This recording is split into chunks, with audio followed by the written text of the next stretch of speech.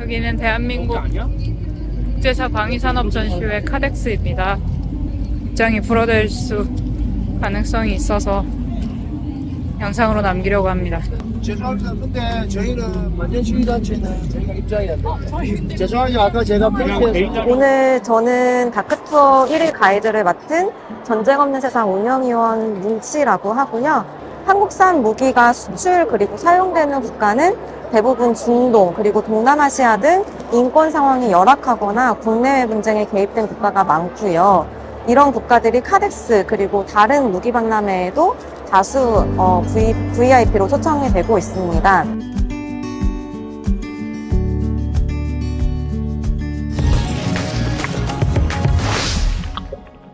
목소리를 낼 수 없는 모든 존재를 대신해 외치겠습니다. 뉴! 스크림! 안녕하세요. 11번째 뉴스크림 지금 시작하겠습니다. 저는 한겨레 21 신다은입니다. 안녕하세요. 만물학사 김양진입니다. 야, 오늘 손님 나오셨습니다. 네, 안녕하세요. 저는 전쟁 없는 세상이라는 평화단체에서 운영위원으로 활동하고 있는 문치라고 합니다. 반갑습니다. 야, 제가 녹화 들어오기 전에 전쟁 없는 세상 사이트에서 읽은 글이 참 인상적이었는데요. 모든 전쟁은 인간성을 파괴하는 범죄일 뿐이며 전쟁은 하나의 문제를 해결하기 위해서 더 많은 문제들을 발생시킨다. 전쟁이 일상적인 차별과 착취의 결과물이듯 평화 역시 일상적인 노력의 결과물이다. 와. 이게 전쟁 없는 세상 사이트에 있는 예, 너무 글귀라는 좋습니다. 거죠? 네. 그 뭉치님 이 좋은 글귀도 소개된 김에 좀 그 전업세라고 저희 또 줄여서 부르잖아요. 전쟁 없는 세상 소개도 잠깐 해주실 수 있을까요? 전쟁 없는 세상은 2003년에 병역 거부자들과 병역 거부자들을 후원하고 지지하는 사람들의 네트워크로 시작된 단체인데요. 아까 소개해 주셨던 것처럼 이제 반전 평화 운동을 하는 단체입니다. 네. 그래서 저희는 전쟁이 그냥 일어난다고 생각하지 않아요. 그래서 일상의 착취와 차별, 억압 이런 것들이 쌓이고 쌓였을 때 전쟁이 일어나는 거기 때문에 일상에서 그 전쟁을 가능하게 하는 것들이 무엇일까를 고민하고 그것들을 이제 좀 약하게 만드는 그런 활동들을 하는데요.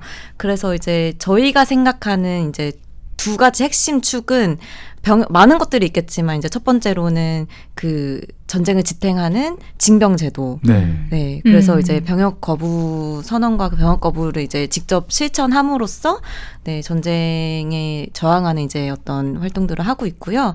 그리고 두 번째는 무기를 사고 팔면서 막대한 돈을 벌어들이고 있는 세력들 그리고 네. 무기 산업 대표적으로는 그래서 무기 산업에 저항하는 그런 활동을 두 가지 축으로 하고 있습니다.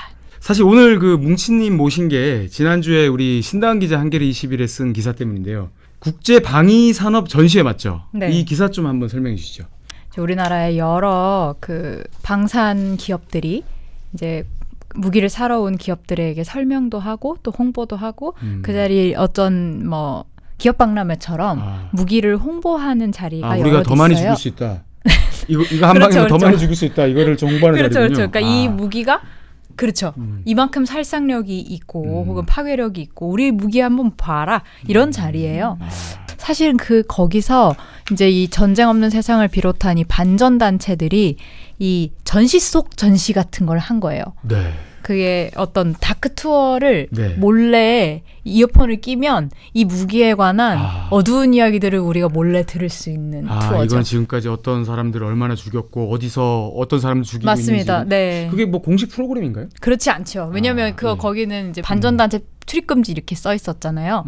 그래서 이제 가시면 이 무기가 얼마나 살상력이 좋고 그렇게 써 있는데 이렇게 이어폰을 띡 끼면 특히 필리핀이 민다나오 섬을 폭격하는 데 사용되어서 민간인들을 많이 살해하는 그런 전투기가 되었습니다. 그리고 인도네시아에서 그 오랫동안 비폭력 독립투쟁을 하고 있는 웨스트 파푸아 지역에서 진압하는 데에 쓰였습니다. 비밀리에 이제 귀에 꽂으면 이제 실제로 이 전시회 실상을 알 수 있는 거 아닙니까?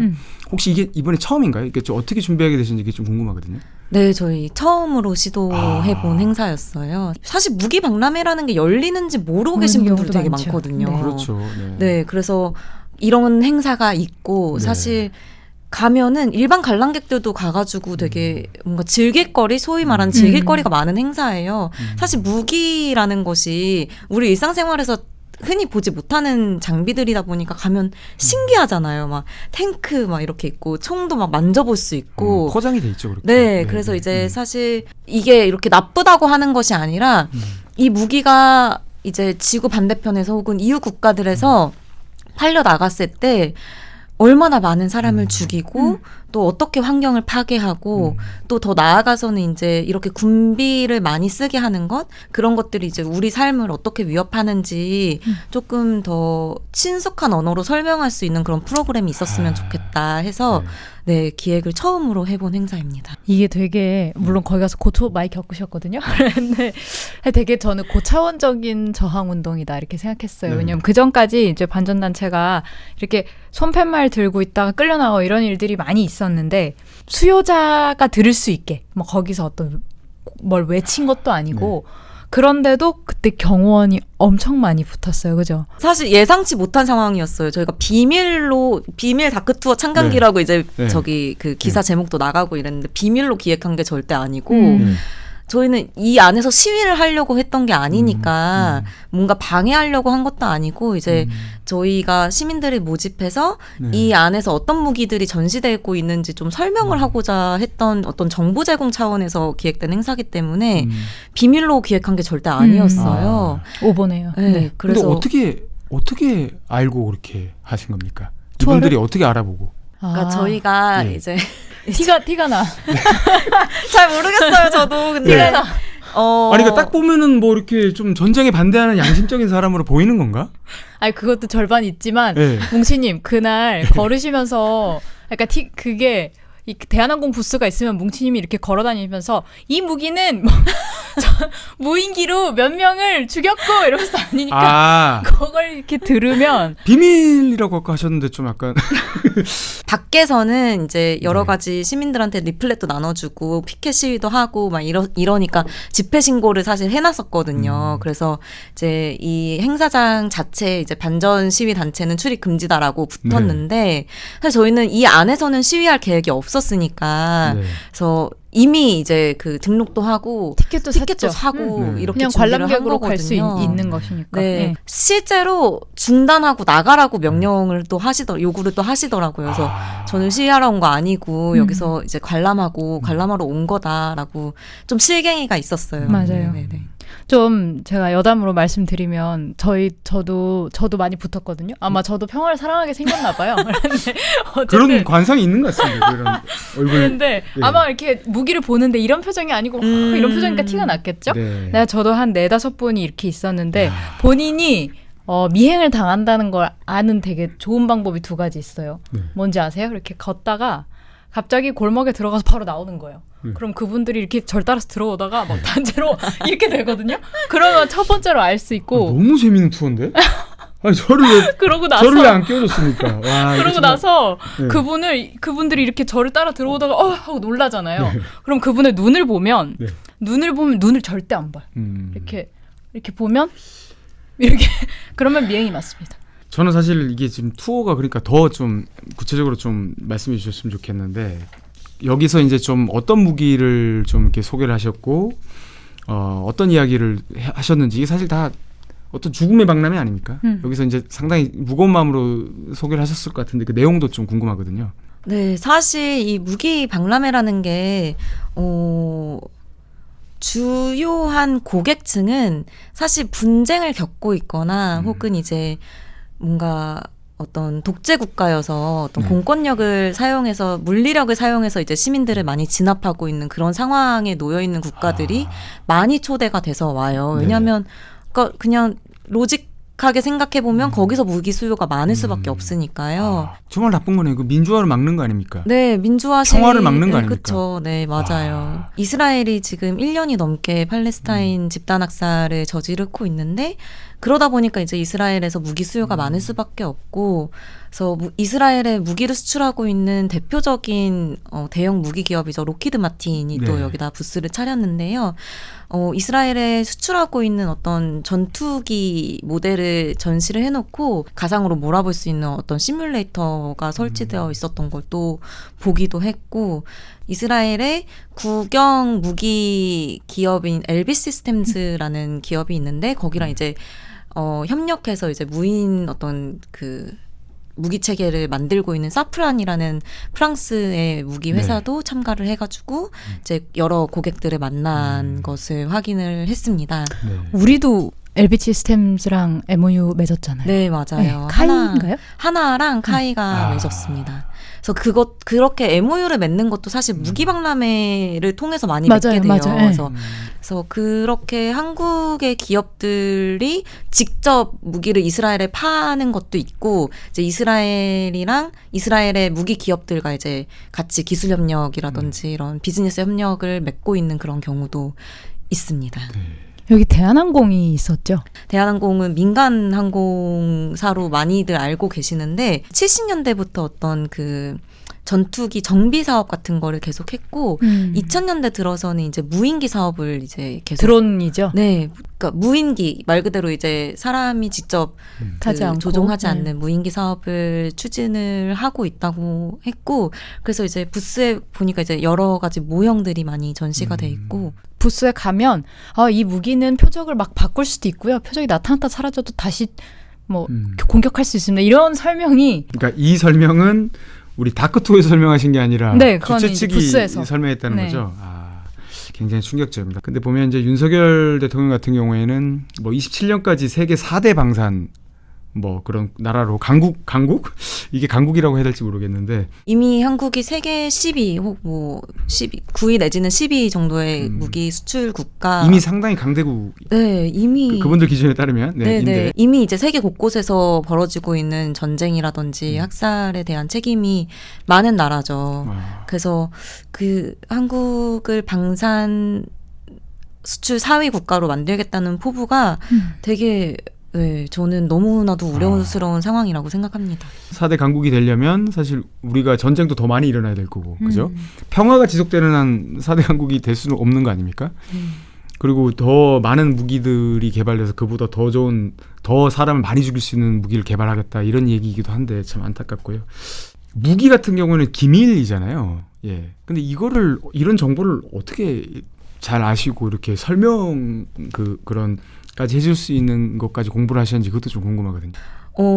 무기 산업은 정말 비밀주의가 강한 산업이에요. 그러니까요. 네. 어떤 뭔가 정보 공개 청구를 해도 국가 안보 사항이다, 혹은 기업의 기밀이다 이러면서 이제 절대 정보를 알 수가 없고, 그러다 보니까 저희가 많이 의존하는 것들은 오히려 이제 무기 파는 기업들에서 발표하는 어떤 홍보물들 이런 거에 많이 이런 거에서 많이 정보를 얻고요. 그다음에 이런 활동들을 한국에서만 하는 게 또 아니에요. 세계 곳곳에서 또 활동가들이 있기 때문에 서로 교류하면서 정보를 얻기도 하고요.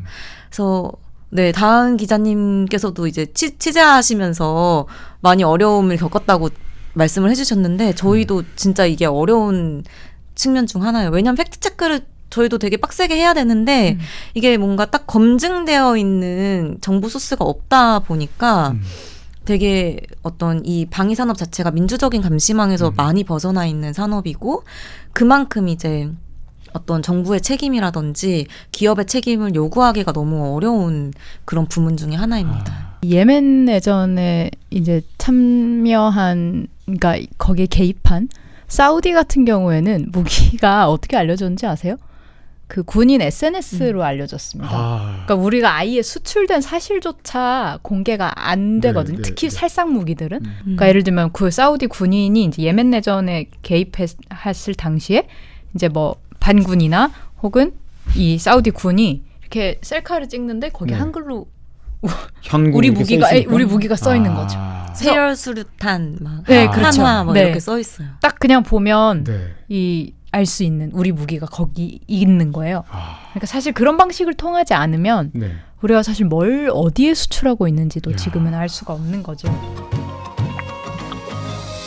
저는 최근에 한강 작가님 이 이제 상을 받았지만 지금 나라 뭐 온 세계가 전쟁 중인데 뭐 잔치하고 그런 건 옳지 않다 이런 얘기 들으면서 또 다시 우리가 전쟁 심지어 하나도 아니고 2개의 전쟁의 시대를 지나고 있다는 생각을 해요.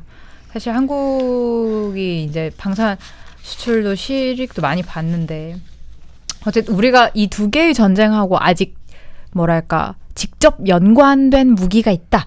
이렇게 지금 현재 확인된 것은 아직은 없는 거죠. 한국은 이스라엘로 무기를 작년 10월 7일 이후에도 굉장히 많이 팔았습니다. 그러니까 어느 기업에 어떤 무기가 수출되었는지 파악은 어려워요. 네. 이제 작년 10월 이후 최소 17억 이상의 무기를 한국이 이스라엘로 수출을 했고요. 부품이든 확인된 그죠? 것만 네, 17억 확인된 것만요. 네. 그래서 그 이상도 있을 거라고 추측은 되지만 이제 공개되지 않은 확인. 바이기 때문에 확인은 어렵고, 그리고 우크라이나나 그러니까 우크라이나로 저희가 직접 무기 수출은 하지 않고 있지만 사실 우크라이나에서 전쟁이 일어나고 나서 그 인접 국가에서 무기 수요가 정말 폴란드 많아졌고, 이런 데가 네. 엄청 많이 네, 우리 거 수입해갔죠. 그래서 한국이 사실 어떤 유례 없는 방산 어떤 그 호조를 호황. 받았다. 그래서 뉴스 기사들을 보면요 정말 가관입니다. 어떤 헤드라인은 이제 28 전쟁을 언급하면서 이제 모 언론이 이렇게 얘기를 했어요. 이제 방산주가 엄청 오르고 있다고 하면서 자녀에게 물려줄 주식이다. 이렇게 아이고. 언급을 하기도 하더라고요. 아이고. 그래서 그 철저히 자기 중심적인 해석이네요, 사실은. 네, 정말 그런 기사들 보면 정말 억장이 무너지는 것 같습니다. 사실 우리나라에서 방산 산업은 너무 뭐랄까 효자 산업 같이, 그러니까 일단은 군 사력의 증진과 경제적인 기여라는 이 두 가지에 굉장히 견고한 믿음이 있기 때문에 그날 반전단체에 대해서도 막 호의적이지 않았던 것 같아요. 그러니까 이런 상황에서 무기를 종식해야 된다. 이제 무기를 팔지 말아야 된다라고 했을 때 너무 극단적이야 이렇게 생각할 수도 있는 거거든요.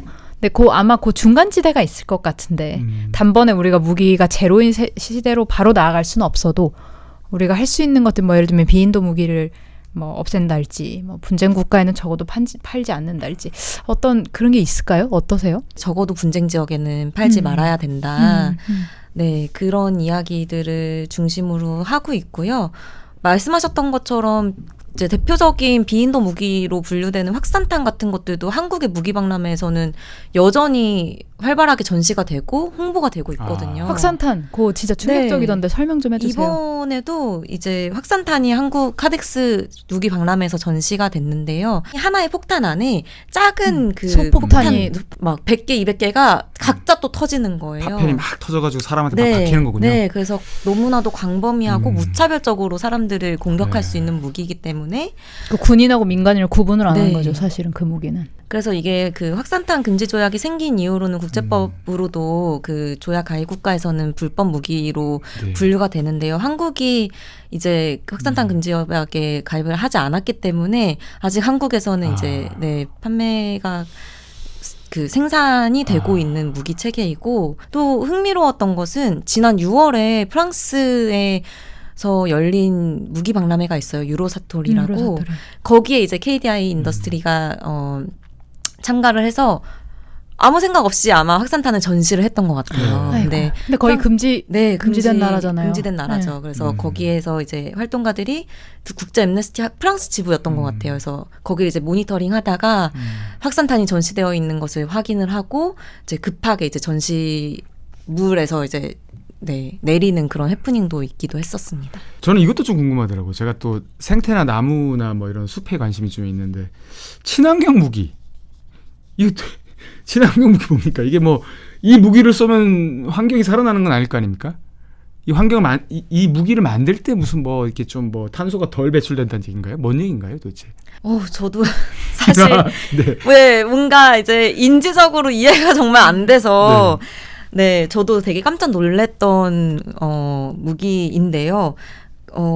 아마 다은 기자님도 보셨겠지만 이제 풍산이라는 탄약 회사가 있습니다. 거기에 이제 친환경 탄약이라는 것이 이제 버젓이 정말 큰 이제 전광판에서 이제 막 홍보가 되고 있었는데 제가 친환경 탄약이라는 품목을 보고 너무 깜짝 놀란 거예요. 탄약과 친환경이라는 이 두 개의 단어가 조합이 되는가? 네, 너무 친환경 어떻게 안 케이블카 뭐 어울리잖아요. 그것도 있긴 합니다. 역시 인지 구조와. 네, 그래서 이제 그 부스에서 이제 직원분한테 친환경 탄약이 뭐냐라고 여쭤봤는데 이제 이 탄약에 납성분이 들어가나 봐요, 원래는. 근데 이제 그런 납성분이 들어간 탄약을 열대우림이라든지 이제 숲이 많은 지역에서 사용하게 될 경우에 그 열대우림을 해치잖아요. 근데 이제 그런 탄약이 뭐 열대우림이 많은 뭐 필리핀이라든지 인도네시아 이런 데로 수출이 되는데 네. 네, 열대우림을 파괴하고 있으니까 이제 납을 빼고 만든 것이 친환경 탄약이다. 이렇게 또 설명을 그 입을 확 그냥 어떻게 할 수 없을까 하는 생각이 좀 근데 드는데. 이게 좀 전 세계적으로 유효하더라고요. 이게 근데 아니잖아요. 하고 있고요. 근데 전쟁으로 인해서 저도 그걸 여쭤봤을 때 전쟁으로 인해서 무너지고 불탄 인프라를 재건하는데 사실 탄소가 더 많이 드는데 네. 이 무기가 애초에 저탄소가 가능한가 그런 사실은 이게 정말 그냥 눈 가리고 아웅인 거죠. 뭐 진짜 뭔가 친환경적인 기술을 도입해서 친환경적으로 가능한, 그러니까 탄소가 배출되지 않는 어떤 그런 전쟁을 하겠다라는 그런 계획인 것 같은데요. 말씀하셨던 것처럼 이제 전쟁을 수행하는 과정 가운데도 탄소가 막대하게 발생이 되지만 전쟁이라는 것 자체는 수많은 생명을 맞습니다. 사실 살상을 하는 거고 또 대지를 파괴하고 바다를 오염시키고 이런 것들이 있는데 그런 파괴라든지 재건 과정에서 일어나는 어떤 환경 부담, 탄소 배출은 전혀 거기에 카운트되지 않는 것들이 문제가 되고 있고 사실 거기에 대해서 윤리적인 고민은 전혀 보이지 않는 그런 어떤 그린워싱이네요. 그죠? 그렇죠. 너무 이상한 그린워싱이죠. 뭐 문해력 얘기 요새 많이 하잖아요.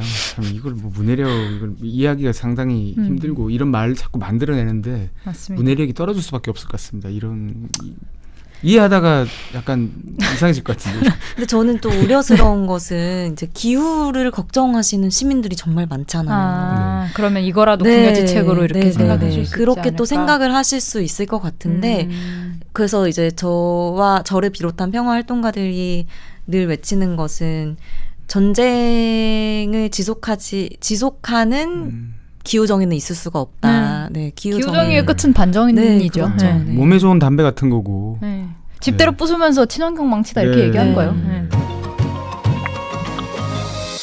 물데코랑 체류탄이 그렇게 다른 나라에 특히 시위나 이런 데 이 어떤 어떤 민주화 시위가 많은 동남아시아에 많이 수출된다 그런 얘기도 들었어요. 2020년에 이제 태국에서 민주화 시위가 막 일어났던 거 기억을 하고 계실 거예요. 그때 이제 그 거리에 나온 시민들을 물대포로 막 많이 진압을 했었는데 거기에 사용된 그 물대포라는 것이 확인이 됐고 아니, 민주주의를 좀 있죠. 수출하면 안 됩니까? 뭐 우리도 지금 폭력을 약간 수출하고 위협을 있는 받고 거야. 있긴 한데 그래도 우리 민주주의의 그 어떤 도도한 맞아요. 역사를 좀 맞아요. 수출할 수 있을 텐데 그 체류탄이나 물대포 같은 걸 수출하고 있다니 사실 기가 막힙니다. 민주화 시위가 활발한 그 지역에서 사실 한국의 민주주의, 뭐 K 민주주의 해가지고 사실 한국의 어떤 유명한 인물위원 이렇게 행진곡 같은 네. 게 수출이 됐죠. 네. 수출이라 그러면 안 되고 뭐라 그래야 되죠? 좀 전파가 됐죠. 네, 그죠? 예. 그렇죠. 그렇게 해서 이제 한국의 민주화 운동을 많이 벤치마킹하고 있는 사례들이 많은데 사실 거기 그 시민들을 탄압하고 있는 게 한국에서 수출된 무기 체계들이다, 장비 치안 장비들이다 이런 게 정말 아이러니하죠. 자성을 좀 해야 됩니다. 한겨레에서도 K방산 뭐 이런 거 좀 썼죠. 신당 기자가 좀 조사해 오셨죠. 본인이 조사해서 절 줬어요. 그리고 지금 네. 저를 방패 삼는데 아니 뭐 이제 뭐 K방산이 뭐 어쨌든 한국 무기 수출 세계 8위다. K방산의 관심이 앞으로 더 높아진다. 우리 공군의 피라미드가 상군을 날았다. 뭐 이런 기사들인데 네. 저도 사실은 무기박람회를 안 갔으면 이렇게 썼을 수도 있을 것 같아요. 그러니까 어떤 사회적 감수성이 이 무기 너머에 있는 사람이 내가 될 수 있다는 생각을까지 아직 못 가는 생기는 이것도 우리의 어떤 자랑스러운 산업이야라는 인식으로 좀 귀결이 되는 것 같은데 저는 그런 반정활동가님 그날 시위할 때 그 말씀했던 게 기억이 나요. 무기를 우리가 많이 팔면 돈은 벌 수 있을지 모르지만 그걸 계속 팔면서 무기를 많이 팔수록 세계적인 군사적 긴장은 높아지잖아요. 근데 그렇게 됐을 때 그 무기가 언젠가는 우리 머리에 떨어질 거라는 생각도 하면서 팔아야 된다.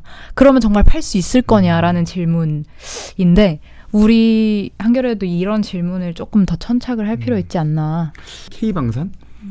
이 말 자체가 굉장히 폭력적이고 우리 고민을 희석시키고 아주 나쁜 그런 언어잖아요. 이런 부분들을 안 쓸 수 있고 이런 부분이 있으면 우리가 오히려 비판하는 기사를 쓸 수 있도록 좀 신경을 쓰도록 하겠다. 뭐 이런 말씀을 좀 한번 감히 드려보겠습니다. 네. K 방산의 이면에 대한 얘기 들어봤는데요. 뭉치님 쭉 전체적으로 오늘 출연하시면서 못하신 이야기 있거나 뭐 하실 말씀 있으시면 마지막으로 부탁드립니다. 이런 무기 박람회가 이 무기들이 우리를 지켜줄 거라는 신념으로 운영이 되는 곳이잖아요. 맞습니다. 그래서 그렇게 생각할 수 있을 것 같아요. 왜냐하면 우리는 그렇게 배웠기 때문이고 이렇게 큰 무기들을 보면 너무 든든하게 느껴질 수 있을 것 같아요. 그런데 이제 무기 박람회 현장을 다은 기자님 아마 가보셔서 아시겠지만 정말 소음이 정말 크잖아요. 네, 뭐 맞아요. 사격 훈련을 하는 어떤 이벤트도 있고 네. 또 축포도 아덱스라는 축포도 쏘고 아덱스라는 데 가면 이제 에어쇼를 정말 기깔나게 하거든요. 그래서 온종일 전투기가 막 하늘을 날아다니는데 사람들이 이것을 되게 멋있다고 봐요. 근데 저희는 한번 상상을 해보자는 거죠. 만약에 우리가 지금 분쟁 지역에 있다면 이 소리가 과연 멋있을까? 우리는 어떤 기분이 들까? 우리는 어떤 공포에 휩싸여 있을까? 이런 것들을 한번 상상해 보자는 거죠. 그런 사회적 상상력이 좀 더 필요하지 않나라는 생각이 들고요. 이 K 방산이라고 하는 것이 무기 산업을 한국의 신성장 동력으로 삼겠다고 하고 있는데 사람을 죽이는 무기를 팔아서 이윤을 남기는 이 산업이 우리 사회를 지탱하는 어떤 성장 동력이 되는 사회를 우리가 정말 만들고 싶은가?